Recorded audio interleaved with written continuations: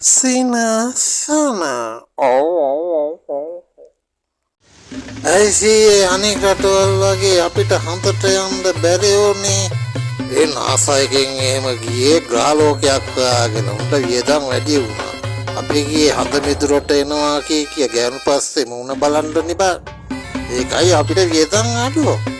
එතකොට සීයා කියන්නේ ගෑනුන්ගේ මොනට පින් සිද්ධ වෙන්න අපිට වියදම් අඩු වුණා කියලා. ඔව් බලහන්කෝ අලි රටවල් වගේ අපිට රොකට් හදන්න නෑ.